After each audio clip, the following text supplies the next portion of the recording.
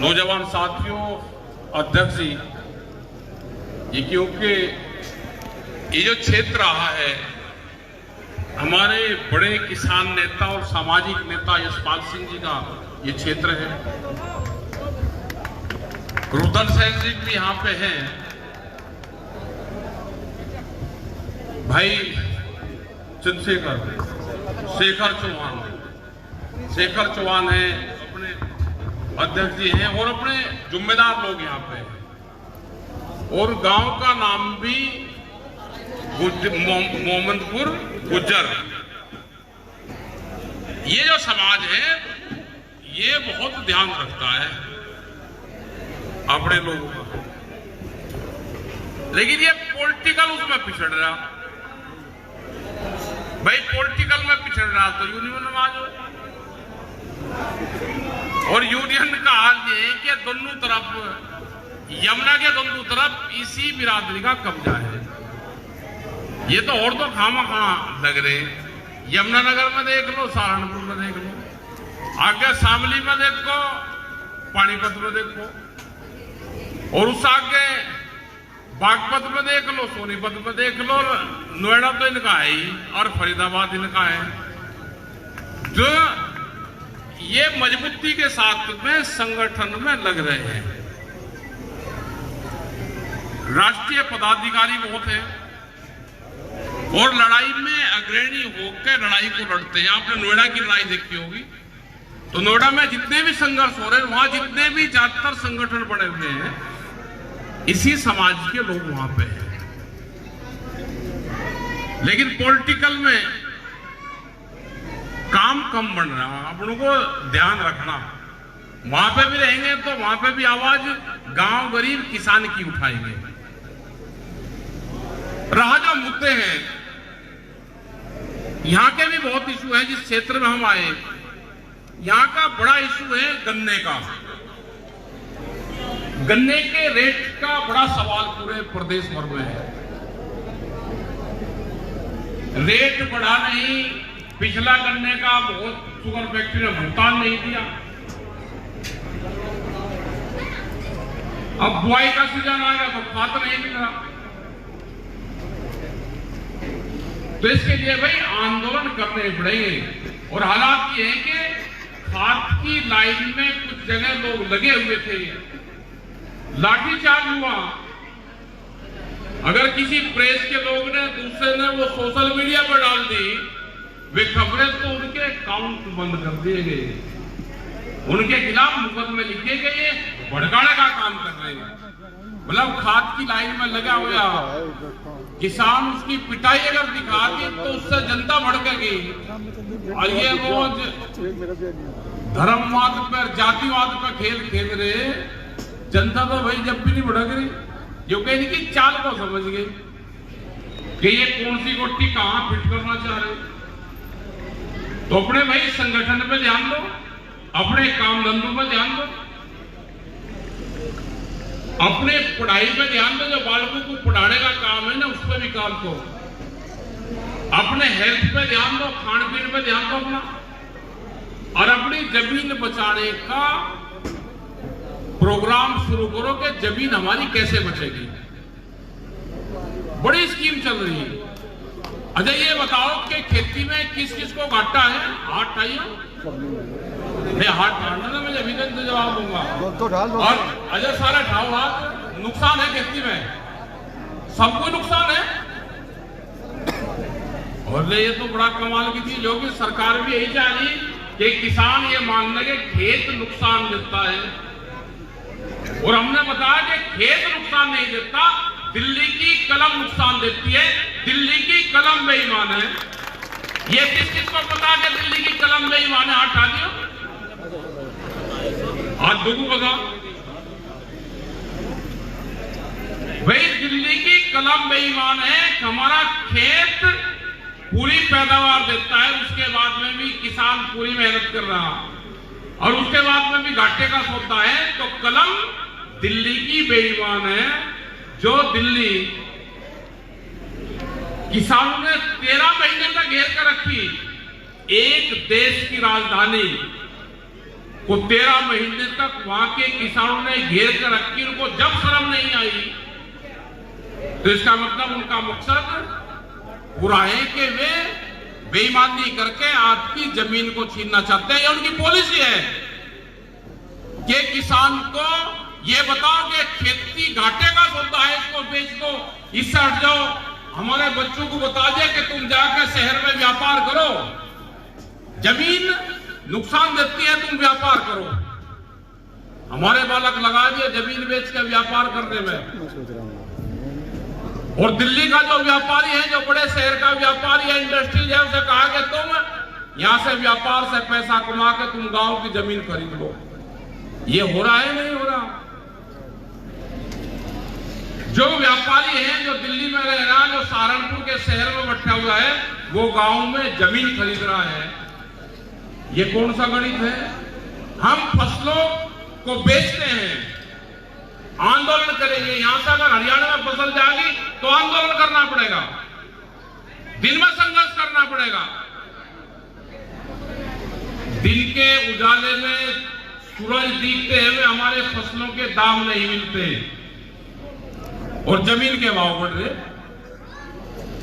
मतलब खेती घाटे का सौदा है, जमीन के रेट बढ़ रहे और फसलों के रेट कम हो रहे, कर्जा बढ़ रहा है। ये दिखाया जा रहा है कि जमीन के रेट बढ़ गए, आप थोड़ी सी जमीन बेच लो, कर्जा ले लो, अपना बढ़िया ऐशो आराम से जीवन व्यतीत करो, खेती ना करो, आप शहर में जाओ। ये पूरी साजिश इस सरकार की है, क्योंकि ये सरकार किसी पार्टी की नहीं है। ये सरकार किसी पार्टी की है, ये सरकार तो पूंजीपतियों की है, बड़े उद्योगपतियों की सरकार है। खाद नहीं मिल रहा, बिजली पे स्मार्ट मीटर, ट्रैक्टर 15 साल चलेगा, यहां तो 15 चलेगा, लेकिन एनसीआर में 10 साल चलेगा। गाड़ी आपकी 10 साल चलेगी। एक ट्रैक्टर कितना चलता है किसान का? एक जज की गाड़ी कितनी चलती है? एक डॉक्टर की गाड़ी कितनी चलती है? जो हमारे वकील हैं, इनकी गाड़ी कितनी चलती है?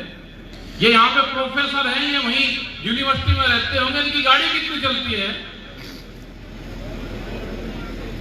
लेकिन वह 10 साल में गाड़ी भी बंद होगी आपकी, आपका ट्रैक्टर भी बंद होगा, जो पंपिंग सेट है, जनरेटर है, वो भी आपका बंद होगा। तो फायदा किसको होगा? फायदा होगा बड़ी कंपनी को। तो भाई इस सरकार से करना पड़ेगा संघर्ष, और संघर्ष में बहुत लोगों ने हाथ उठा दिए अपने। हमने कहा भाई संघर्ष कर लो, एक आध कोई जेल भरो आंदोलन कर लो, जी मुकदमे बहुत लगावे। तो भाई मुकदमों से डरोगे तो भाई जेल तो जाना पड़ेगा। ये बिल्कुल ऐसा हाल कर देंगे कि आप ना कोई आंदोलन कर सकते, पॉलिटिकल आदमी को तो बिल्कुल घर ही बैठा दिया, एक सांस नहीं काटता। एक वो बड़ौत में कांग्रेस ने एक रैली रख ली, रैली करने ही तो नहीं दी, 17 विभाग को परमिशन मांगी उसकी, कि इसकी परमिशन नहीं आई, उसकी नहीं आई, उसकी नहीं, उन्होंने हाथ दिखा दिया, करी तो नहीं। बोला ऐसी राड में 5 क्यों दे दिए थे भाई? ये यूनियन ही अपना ठीक है, ना किसी की परमिशन की जरूरत, ना कहीं की जरूरत। एक आध जगह अड़गाना अड़ाना क्या जी परमिशन, मगर भाई पहला रिकॉर्ड दिखाया था, कभी परमिशन किसने दी हो तो उसकी कॉपी दे दे हमको। इस राड में बढ़ना ही नहीं परमिशन के, ये देने के ही नहीं, मतलब परमिशन दे देंगे कि हमारे खिलाफ आंदोलन करो, पंचायत करो, हम तुम्हें परमिशन दे रहे, फायर की भी परमिशन देंगे, पीडब्ल्यूडी से भी देंगे कि सड़क ना कहीं टूटी हुई हो, पुलिस विभाग वाले देंगे परमिशन। ये तो एक शाम तमाशा कर लो, उसकी परमिशन नहीं देने का कोई।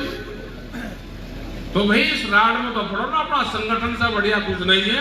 वोट आट जहां देनी अपना दे दियो, सबको पता कहां देनी, सब रोल लग रहे। कह लीजिए कैसे जान बचेगी? कल एक लखनऊ में एक जगह चश्मा पर रिमांड चला गया, चश्मा तो वो बाद में बनावे, देख ही ना कहे जी सरकार से जान कैसे बचे। मगर मैं तुम तो दुकानदार हो, थारा क्या बिगड़ रहा, अगली बस हालात खराब होगी मुझे ना। अरे मका क्यों इलेक्शन लड़ेगा? कहला ना जी इलेक्शन तो लड़ो लेकिन जान बचवा दो। मका हम क्या इलेक्शन लड़ रहे हो, जान बचवा दो। तभी भाग भाग क्या कर रहे थे? तो भाई अपने काम पर ध्यान दो, अपने बालक बच्चों पर ध्यान दो। कुछ नहीं रखना, कोई झंडा लेकर कहीं नहीं जाना। किसी नेता का बालक क्या गोली होकर झंडे लगाता हो किसी के घर पर जाकर, लेकिन तुमने पूरा का पूरा ये कर रखा। 3 त्योहार भी इतने आगे, धार्मिक वो भी बहुत ज्यादा आगे। अपना धर्म तो अपना कर्म है, अपने काम करो। जो जिस धर्म में जिस जाति में पैदा हो गया उससे वो प्यार करो। और एक चीज हो रहा है, जो जिससे नफरत करेगा ना, ज्यादा टाइम थोड़ा लगना है, तो कड़ी हो गए फटाफट 30-40 साल में 50 साल में लपेटा मारना, उसका अगला जन्म उसी जाति उसी धर्म में होगा, ध्यान रख लेना। ठीक है? जो जिससे नफरत करेगा ज्यादा तो वही होगा वही अगला जन्म। और बस अगली बार फिर काटना पड़ेगा तुम्हें। अब आप एमदारी कर लो, अब आप उनके खिलाफ बोल लो, अगला जन्म फिर वही होगा, वे तारे खिलाफ बोल लेंगे। तो ये तो भाई मेन जोड़ है, इसमें लाभ और हानि बराबर है, यश और अयश बराबर है। जैसे हंसी खुशी और दुख और दर्द बराबर है। जैसा कोई आदमी मुकदमा लड़ रहा और मुकदमा जीत गया, एक आदमी को बहुत खुशी होता होगा मैं जीत गया, दूसरा वाला देर होता होगा मैं हार गया। तो दोनों बराबर है, उसका पल्ला नीचे होगा, उसका ऊपर होगा। तो जिसे जिस काम में जितनी खुशी हो रही है, दूसरे को उतना ही दुख हो रहा है, बराबर है चीजें। अगर आपको किसी चीज से खुशी हो रही, दूसरे को नुकसान देकर, तो उसको दुख हो रहा है उतना ही। वो पलटा जरूर मारेगा भाई, घड़ी की सुई है, पलटा जरूर मारेगी। तो ध्यान रख लेना, इसी का बुरा करोगे तो आपका भी होगा। तो अपने काम पर ध्यान दो, अपनी खेती बाड़ी पे ध्यान दो, जमीन बचाने पे ध्यान दो। आपकी जमीन छीनने का षड्यंत्र रच रहा। हम अभी इसी गांव में आए, यहीं हमारे राइट साइड में गांव में घुसते एक चक्रोड होगी, वहां 8-9 फुट की, उसमें को फरस लग गया। व्यापारी क्या कर रहा, वो जमीन खरीद रहा बराबर की।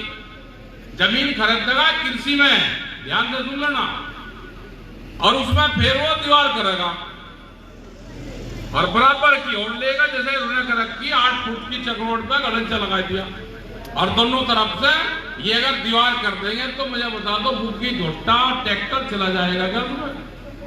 तो भाई व्यापारी कर रहा, जमीन खरीद रहा, उसमें कर रहा बाउंड्री वालों पत्थर से की आ रही, उसमें अगर ट्रैक्टर का खुरपा लग गया वह टूटेगी। पुलिस तैयार बैठी मुकदमा लिखने के लिए। व्यापारी ने कहा, पुलिस ने मुकदमा लिखा। क्या गठजोड़ है? गठजोड़ का पता नहीं चला क्या है। हाथरस की घटना हुई अभी 4-5 दिन पहले। एक किसान ने 3 लाख रुपए एक व्यापारी को दिया, खाद का बड़ा व्यापारी है वो। डीएपी तय होगी उसके किसी रेट में।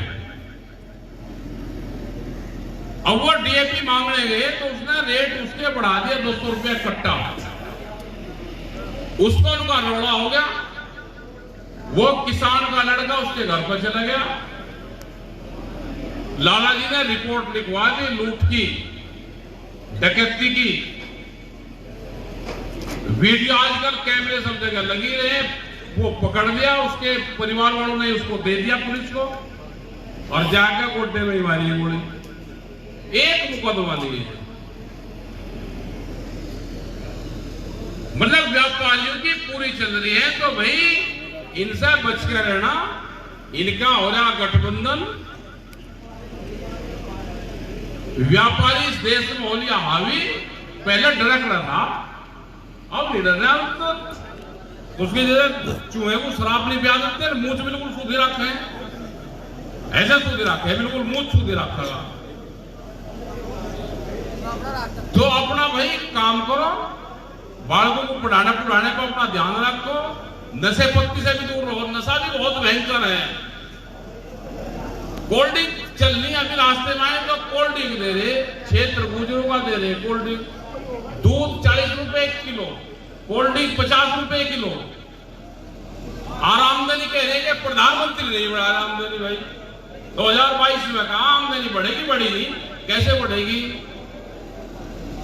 अगर दूध पियोगे तो आमदनी किसान की बढ़ेगी, कोल्ड ड्रिंक पियोगे तो आमदनी भाई कंपनी की बढ़ेगी। किस चीज से बढ़ रही है बता दो भाई, किसी को ये पता हो कि भाई कोल्ड ड्रिंक किस चीज से बढ़ रही है? पहले एक फतवा जारी करा था देवगढ़ में, मुस्लिम समाज के लोग बैठे यहाँ पर, ये कहा था भाई कोल्ड ड्रिंक पियोगे तो अमेरिकन कंपनी की आमदनी बढ़ेगी। आज सबसे ज्यादा यही इस्तेमाल कर रहे हैं, जिसका चले जाओ रंग बिरंगी लेकर आवेगी। अरे फल फ्रूट का जूस पी लो तो आमदनी किसान की बढ़ेगी भाई। नींबू पी लो, लस्सी पी लो, दूध पी लो, बहुत पेय पदार्थ है पीने के। ये आल बवाल में क्यों बढ़ रहे? नशा कर रहे हो, तंबाकू खा रहे हो। एक जगह भी किसान के वहां पे ट्रैक्टर खड़े थे रास्ते में, देख क्या टीलर हेरो कल्टीवेटर खड़े हैं, उसके घास जम रहा है, उसके ऊपर अंदर घास जम रहा है। अरे कहीं उसको छाया में खड़ा कर दो, वो 5 महीने धान की वो लगाई होगी और जाकर ऐसा कैसा ही खड़ा कर रखा है। अब उसको गेहूं की वो करवाओगे तो फिर उसको मिस्त्री का लेकर जाओगे, बोला 20-30-40 हजार रुपए लगे बिना पढ़ना नहीं छूटेगा। ऐसे किसानों को भी चिन्हित करेंगे भाई हम, उसका और तो इलाज हमारे बैंक, लेकिन उसका दावत पक्की टेक दो एक दिन। और जो किसान अपने औजारों को ठीक रखेगा उसको सम्मानित करने का काम भी करेगा। भाई जब अपने खेत में से ले और गेहूं की बुआई हो जाएगी, कटाई वो होगी, एक दिन ही तो चले, कितने इतने बड़े फार्म पड़े हैं भाई रोज की रोज ही आपको चल रहा है। उसे धो के साफ करके और उसे कहीं छावे में खड़ा कर दो, टीन सेट लगा दो उसके लिए, एक छप्पर बांध दो, वैसे ही उसमें उसको खड़ा कर दो। तो अपने औजारों को भी ठीक रखो। एक शराब की बोतल में 2 किलो रंग आ जाएगा, रंग बोतल जो सा पीता हो ध्यान रखना। एक बोतल में 2 लीटर रंग आवे, बोतल चले 1 रात और रंग चलेगा 1 साल। ठीक है, उसको वो पेंट कर लो, अपने आप ट्रॉली पे पेंट कर लो। सीखना है तो पंजाब से सीखो, सिख समाज के लोगों से सीखो। तो भाई ऐसे लोगों को भी हम सम्मानित करने का काम करेंगे। खाली हमारा काम जिंदाबाद और मुर्दाबाद दिखाई नहीं रहा, हम घर में भी सुधार करेंगे। अभी अभियान भी चलेगा, इसके पशु ठीक रहेंगे, उसकी जो नाड़ है, जो खोर है वो ठीक रहेंगे, उसमें रेता डालना क्या नहीं डालना क्या, वो खोर उसकी ठीक है नहीं है, पशु उसके ठीक है नहीं है, उसके औजार किस तरह के हैं। तो अगर हमने खर्चे कम कर लिए तो वही हमारी आमदनी है। लड़ाई झगड़ों का काम करता, पुलिस तो तलाश में बैठी, अब समझौते नहीं मानती पुलिस, कहने लगे आ जाओ भाई, वो नहीं आया। अभी दूसरे वाला पक्ष बहुत मजबूत है, सिफारिश आ रही है, बहुत तगड़ी सिफारिश है, तलाश में बैठी आपकी उंगा कोर्ट बैठा तलाश में। तो लड़ाई झगड़े अपने गांव में खत्म करो, मोटे अनाज का इस्तेमाल करो। खान पीन में भी खाली गेहूं ही नहीं है, ये गेहूं का ही वो कर रहे हैं, गेहूं दूसरी जो मोटा अनाज है उसका भी इस्तेमाल करो तो बीमारी कम रहेगी। बीमारी घटेगी तो आमदनी बढ़ जाएगी। खाद दुनिया भर का इस्तेमाल कर रहे खाद में, पहले एक वो मशीन वो आवा था गैलेक्सीन किस किसने देखी? हटाइयो, अच्छा ठीक, बहुत ने देखी, अच्छा हाँ नहीं मजबूत आदमी, जरा किस किसने गेरी वो हटाइयो। और जिसने दोपहरी में ही खमे गेरी जब चिरमिराट मारा था वो किस किस के मारा हटाइयो। हमारी ड्यूटी अकेले की थी गैलेक्सीन घेरने की, और जब दोपहरी में पसीना हुआ था ना और पानी लगा था और जो चिरमिराट मारा था वो गजब चीज थी। फिर उसके बाद में आई दवाई छिड़कने की, हाथ से वह मशीन चलती थी। फिर कहा जी कंपनी वाले बहुत सब्सिडी दे रहे जी मशीन पे। भाई कंपनी वाले नहीं दे रहे थे, दवाई कंपनी वाले दे रहे कि हमारी दवाई ज्यादा इस्तेमाल हो। पंखे बांध दिए, बैटरी की बांधी फिर भी काम नहीं चला। अब तो भाई ट्रैक्टर के पीछे बांधी 1000-500 लीटर की है टंकी और उसमें पाइप है 200 फीट का, ट्रैक्टर के पीछे बांध के धुआं ही धुआं हो रही। क्या होगा भाई आने वाले सालों में, आने वाले 50 साल बाद में क्या होगा? ये जो खाद की मारामारी हो रही, कोई देश में खाद की कमी है? हमने गेरना ज्यादा शुरू कर दिया, ब्लैक में खरीदना शुरू कर दिया। कोई खेत ऐसा नहीं है जिसको खाद ना मिले, लेकिन वो ब्लैक मार्केट में जाएगा। ये तो व्यापारी की सरकार है, आप जिस चीज को बताओगे कमी है उसी के रेट बढ़ा देंगे। इसे थोड़ा सा इस्तेमाल कम कर लो इसका। अभी हमने महाराष्ट्र से कुछ लोग आए थे, उन्होंने कोई निकाल लिया कोई दवाई, वे 100 एकड़ के आसपास की भिजवाओगे। हमने कहा तुम भिजवाओ इसको, तो वो आ जाएगी तो कुछ किसानों को हम देंगे वहां। उसमें डीएपी और वो नहीं पड़ता। अभी क्या है उसका पता तो हमें भी नहीं, हम भी उसे लगा के देखेंगे। इससे बीमारी से अगर डीएपी से पढ़ना छूट जा, इस खाद से पढ़ना छूट जा, दवाई से पढ़ना छूट जा, अपने पशु पर इस पर ध्यान दे लो। वो और चीज अगर आ जाए तो भाई जब जान बच सकती है। दवाई घेर के तो इतना बेइंतहा दवाई घेर के तो इससे पीछे हटना पड़ेगा हमको, फसल चक्र भी अपनाना पड़ेगा। और लड़ाई तो हम सब लड़ रहे, लेकिन घर की लड़ाई भी लड़नी पड़ेगी। एक यहाँ पर सड़क बन रही थी, 8-9 महीने तक उस पर धरना चलता रहा। कुछ लोग वहां पर आ गए, कहते थे हम सरकार से बात करवाओगे। अरे मैं कहा ये कुछ नहीं करने के, सरकार के आदमी है, इनके चक्कर बनाओ। लेकिन वे आए और वो धरना भाई खत्म ही तो करवा दिया, सड़क बनवा दी। ना तो किसी सरकार से बात हुई और ना इन किसानों को मिला मुआवजा। वो यहाँ भी तो नजदीक भी तो होगी नहीं है। ये कुछ सरकारी संगठन बन रहे हैं, वो इसी वेशभूषा में रहे, वे पिछाड़ना बहुत मुश्किल होगी। वे बात करेंगे, आंदोलन नहीं करने के, उनकी आप पहचान है, तो उनसे जरा बच कर रहना। उन्हें ये कह दो भाई अब आंदोलन भी कर लो। नहीं तो इस झंडे का तो ये है कि आपने अगर झंडा भी लगा दिया ना, अगर आपने धरना नहीं चलाना याद में नहीं है, आप उस पर झंडा लगा दो और अपने घर का काम करो। वहां काम नहीं चलेगा ना, तो झंडे उतार कर ले जा कोई। लेकिन विश्वास रखना पड़ेगा भाई। संगठन बड़ा बहुत है, सरकार ने फटाफट बनवा दिया, दुनिया भर के बनवा दिए, दुनिया भर की महासभा बनवा दी। कहने का जातीय संगठन भी बढ़ा लो, वे भी बढ़ा दिए, बहुत बढ़ा दिए वे भी। तो लेकिन अपना ये संगठन का ध्यान रखो, अपने आंदोलन पर ध्यान रखो, सरकारों से बातचीत होती रहे, वे बातचीत भी करते रहो। और एक और सूत्र है भाई, अगले महीने 16, 17 और 18 तारीख की खाप पंचायत भी है सोरम गांव में। ऐतिहासिक गांव है तो उसमें कुछ सामाजिक निर्णय मिलेंगे। आपने तो बहुत अपने समाज का यहाँ सुधार करा है, लेकिन उसमें हर जाति के लोग उसमें आएंगे और उसमें जो सामाजिक सुधार की बात होगी, क्योंकि सोरम एक ऐतिहासिक गांव हमारा है, तो 3 दिन की पंचायत रहेगी। उसमें जरूर आप लोग 3 दिन उसमें रहें और उसमें जो सामाजिक इशू होंगे उन सब विषयों पर बातचीत होगी। उसमें हरियाणा से पंजाब, उत्तराखंड, अपना उत्तर प्रदेश, राजस्थान, वहां तक के लोग उसमें आएंगे। सोरम एक ऐतिहासिक आपका गांव है, उसमें सब लोग आ गए। जो हमारे खास चौधरी हैं, जो हमारे जिम्मेदार लोग हैं, जो सामाजिक लोग हैं, समाज में काम करने वाले लोग हैं, जैसे आपने बताया पर्यावरण पे काम कर रहे हैं, तो वे इशू भी उसमें पंचायत में रहेंगे। तो आपका बहुत बहुत धन्यवाद जो लोग यहाँ पर आए और बहुत शॉर्ट टाइम में आपने ये प्रोग्राम करवाया, तो आपका धन्यवाद भाई। जय हिंद, जय भारत, जय सारा।